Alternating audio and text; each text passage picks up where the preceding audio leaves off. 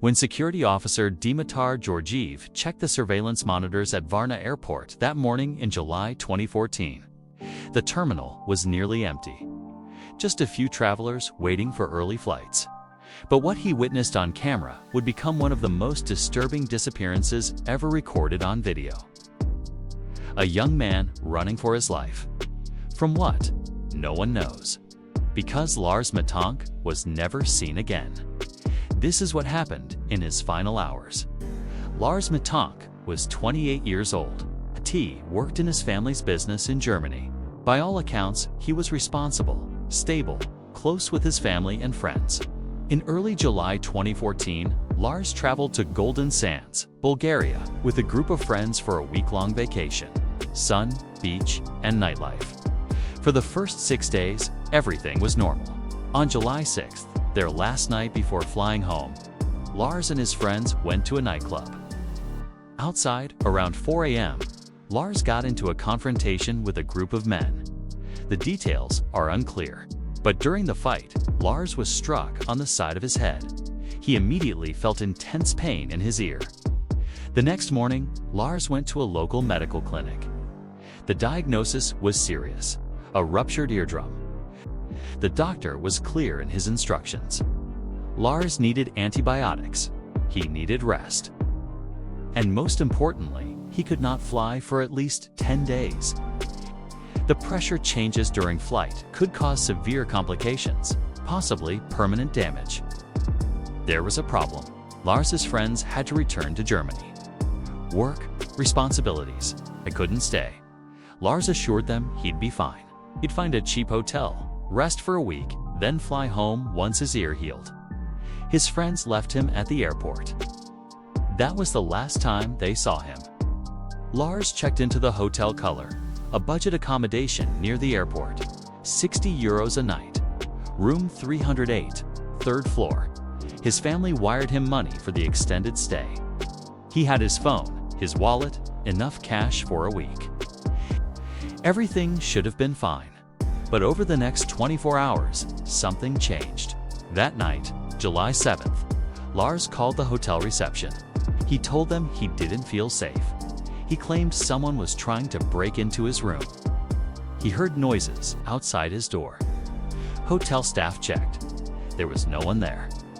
Security camera footage from the hotel shows Lars late that night, hiding in the closet of his room. He stayed there for over an hour. The next morning, he called reception again. He said there were people outside his window, watching him, following him. The receptionist looked. It was construction workers. They were renovating the building next door, but Lars was convinced. Something was wrong. Someone was after him. His friends later said Lars never used drugs. He rarely even drank. The doctor found no signs of substance abuse, just the ear injury. So why was Lars Mittank terrified? What did he think was coming for him? July 8, 2014. 9 in the morning. Lars's family had wired him more money. His ear was healing. It was time to go home. He called a taxi to take him to Varna Airport. The taxi driver would later tell investigators that Lars seemed nervous, but not unusual. He asked about the route to the airport. He kept looking out the rear window. The driver asked if everything was okay. Lars said yes, he was lying. At 10:16 a.m., Lars Mittank entered Varna Airport. Security cameras tracked his movements. He carried one backpack. Inside, his passport, his wallet containing 170 euros, his mobile phone, and his clothes. But he didn't go to check-in. Instead, Lars went directly to the airport's medical clinic. He was worried about his ear. Was it healed enough to fly? Would the pressure be safe? The doctor asked him to wait while he retrieved his medical file from another room. Lars sat down in the waiting area. When the doctor returned 90 seconds later, Lars was no longer in the waiting room. At first, he thought Lars had simply gone to the bathroom or stepped outside for air. But then, 17 minutes later, this footage was captured. At 10:40 a.m., Lars Mittank ran. Not jogging, not walking quickly, full speed. Like someone was chasing him. like his life depended on it. He left behind his backpack in the medical clinic. Inside was his wallet, his money, his phone, his passport, everything he needed to get home. He ran through the terminal, past security, past confused travelers, crashed through the exit doors, and disappeared into the parking lot. No one was chasing him. At least, no one that anyone else could see. This was the last confirmed sighting of Lars Mittank, 28 years old, 6'2", healthy, athletic, vanished. Within 2 hours, Bulgarian authorities launched a search. K9 units tracked Lars' scent from the airport terminal through the parking lot across an open field to the E87 highway, the main road connecting Varna to other cities. Then the trail went cold. Police searched 30 square kilometers. Forests, abandoned buildings, drainage systems, beaches. His face was shown on Bulgarian news. German investigators joined the search. Interpol was notified. They found nothing. No body, no clothing. No witnesses who saw him after he left the airport. It was as if Lars Mittank had simply stopped existing the moment he ran through those doors. So what happened to Lars Mittank? In the 10 years since his disappearance, investigators, journalists, and internet researchers have developed several theories. None of them fully explain everything, but each one is possible. Theory 1. Lars suffered a medical emergency. The blow to his head during the fight did more damage than the doctor realized. Head trauma can cause subdural hematomas, bleeding between the brain and skull. Symptoms can appear days later. This could explain the paranoia, the fear, the irrational behavior. If Lars was experiencing a brain bleed or severe concussion effects, he might have genuinely hallucinated threats. The terror on his face was real because, to him, the danger was real. If this is what happened, Lars could have run into the wilderness in a confused state and succumbed to his injuries in a location searchers never checked. But here's the problem with this theory. The K9 units should have found him. Search dogs are trained to find human remains. They covered extensive ground, unless he made it much farther than anyone believes possible. Theory 2. Lars was actually being followed. What if his paranoia wasn't paranoia at all? What if the men from the nightclub fight really were after him? Bulgaria has organized crime presence. What if Lars was mistaken for someone else?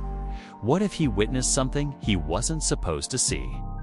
This would explain his fear at the hotel, his panic at the airport. In this scenario, Lars ran because he saw someone he recognized, someone dangerous. And in the parking lot, they caught him. His body could have been disposed of anywhere. The Black Sea was 30 kilometers away. But investigators found no evidence of foul play. No witnesses saw anyone grab him. The security footage shows him running alone. Someone took Lars, they did it without leaving a single trace. Theory 3. Lars staged his own disappearance. Some believe the fear, the running, the drama, it was all an act. That Lars wanted to start a new life and created a spectacle to make people believe something terrible happened to him. His body has never been found, which supports this theory. But this theory has significant problems. Lars left behind his money, his phone, his passport, everything he'd need to actually disappear successfully. Without identification, without resources, how would he survive? And why? Lars had a good life, loving family, stable job, no debts, no legal troubles, no reason to run. Everyone who knew him says this doesn't fit who Lars was. Theory 4. The ruptured eardrum caused everything. Medical experts have pointed out that ear infections, especially from traumatic injuries, can spread to the brain. This is called meningoencephalus. Symptoms include paranoia, hallucinations, confusion, panic, irrational fear. It can come on suddenly. It can be deadly. If Lars's ear injury became infected, and that infection reached his brain, he could have experienced a sudden psychotic episode at the airport. The doctor leaving the room could have triggered it. Lars might have believed the doctor was part of the threat.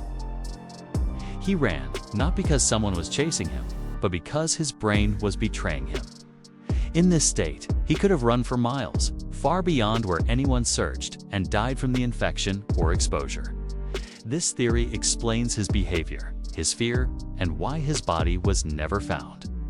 But it's still just a theory. It has been over 10 years. Lars Mittank's mother still searches. She travels to Bulgaria regularly, distributing flyers, checking leads. She believes her son is alive somewhere, unable to come home. The security footage has been viewed millions of times. Everyone who sees it asks the same question. What was Lars Mittank running from? Was it something real? Something inside his mind? Something we'll never understand. The answer may be lost forever in the forests of Bulgaria. Or perhaps Lars is still out there, somewhere, watching the world search for him. If you have any information about Lars Mittank's disappearance, Bulgarian authorities are still accepting tips.